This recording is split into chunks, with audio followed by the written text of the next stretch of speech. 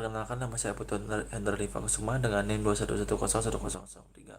Nah, di sini saya mau usung judul perkenalan batik, motif batik Indonesia kepada masyarakat luar negeri yang datang ke Indonesia menggunakan metode YOLO. Nah, oke, latar belakangnya tuh kekayaan budaya Indonesia tuh khususnya batik menciptakan narasi yang mengagumkan. Nah, batik bukan hanya kain berpola. Nah, ia adalah simbol identitas ya, nasional yang merefleksikan perpaduan budaya yang berabad-abad yang lalu. Pengakuan oleh UNESCO pada tahun 2009 memperkuat posisi batik sebagai warisan budaya dunia yang memerlukan perlindungan dan promosi. Nah, meskipun batik terus berkembang dan menjadi kebanggaan di dalam negeri, tantangan terletak pada pengenalan global. Nah, disinilah pengamatan teknologi, khususnya metode YOLO, memainkan peran pentingnya dalam membuka jalan untuk memperkenalkan dan mempromosikan kekayaan batik Indonesia ke panggung internasional dan memastikan warisan budaya ini tetap bersinar di dunia yang semakin terhubung. Nah, di sini ada rumusan masalah di mana dari latar belakang yang tadi, permasalahan yang diangkat dalam metode penelitian ini adalah efektivitas penggunaan metode YOLO dalam perkenalan dan meningkatkan pemahaman masyarakat internasional terhadap warisan budaya batik Indonesia, serta kontribusi terhadap penyebaran informasi yang lebih luas dan apresiasi yang lebih mendalam terhadap motif, sejarah, dan nilai budaya yang terkandung dalam batik tersebut. Oke, di sini ada batasan masalah yang saya terapi. Yang pertama itu fokus pada pengenalan motif batik Indonesia. Nah, yang kedua itu pengukuran efektivitas dalam penggunaan metode YOLO. Nah, yang ketiga itu dataset yang digunakan itu berupa gambar, di mana gambar itu berupa JPG, JPEG, PNG, dan lain-lainnya. Oke. Yang keempat itu kriteria gambar yang saya sebutkan tadi. Dan yang kelima ada fokus objek.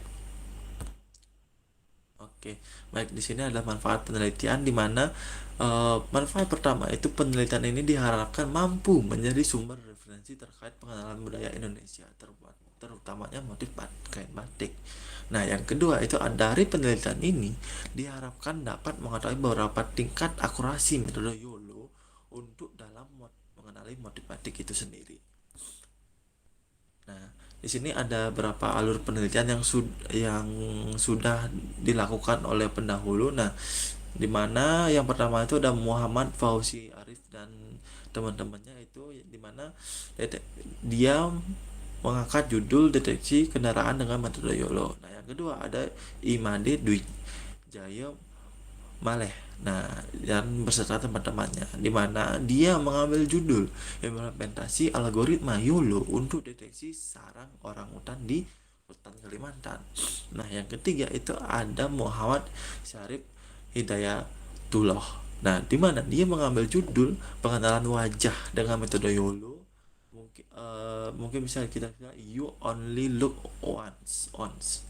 Nah, yang keempat di mana Alexander William Sutiaji dan kawan-kawannya itu mengusung judul pengenalan jenis makanan via gambar dengan YOLO. Nah, yang terakhir itu yang kelima ada Muhammad Nasrenda Ramadan dan teman-temannya, di mana dia mengambil judul naik dan turunnya untuk tunanetra dengan YOLO V5 dan Judson Naho BO1. Oke, baik, di sini saya mengambil satu teori yang dimana teorinya itu adalah object detection. Nah, dalam penelitian ini fokus saya itu pada object detection menggunakan CNN, terutama pada Faster R CNN yang dikembangkan oleh Reed et al. Pada 2015 itu memperkenalkan Faster CNN yang efektif dengan region proposal network, atau kita bisa sebut RPN, untuk otomatisasi proposal objek, meningkatkan akurasi melalui klasifikasi dan regresi bounding box. Oke, yang kedua itu ada computer vision. Nah, di mana computer vision ini, atau kita bisa sebut computer vision, visi komputer, adalah bidang yang berhubungan dengan upaya untuk memperkuat komputer dan dapat menangkap informasi yang berbeda dalam suatu gambar atau video. Itu menurut Muhammad Syarif Hidayat pada 2001 yang tadi waktu rekam jejak pada proposal-proposal yang sebelumnya ya, yang dimana informasi yang ditangkapkan dari gambar atau video ini dapat diubah ke dalam bentuk lain seperti yang dikutip dari Muhammad Nasreda dan kawan-kawannya. Nah, di mana computer vision ini adalah perubahan dari data-data yang dikumpulkan baik berupa gambar diam ataupun video yang diubah menjadi bentuk lain atau referensi baru. Nah, computer vision juga dapat diartikan dengan pengolahan citra yang berkaitan dengan akuisisi citra, klasifikasi, pemrosesan, dan pencakupan keseluruhan. Nah, adapun tujuan utama adanya computer vision adalah untuk memahami gambar, untuk kemudian memberikan informasi lebih dari gambar tersebut. Oke, kita lanjut.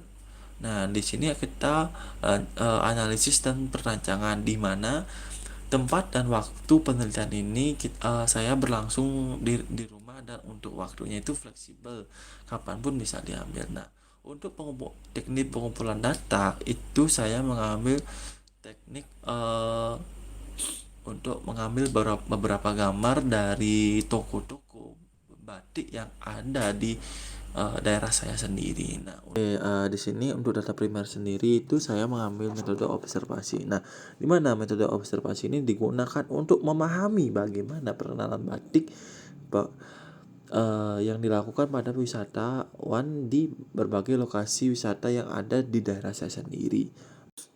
Oke, yang terakhir itu ada data sekunder. Nah, di mana data sekunder ini saya mengambil metode dokumentasi. Oke, dalam mendukung pengembangan sistem ini, di sini menggunakan metode dokumentasi untuk mengumpulkan data sekunder. Nah, di mana dokumentasi ini melibatkan pemeriksaan berbagai jenis kain-kain batik yang ada di sekitar wilayah saya terkait sistem yang sedang dikembangkan. Oke.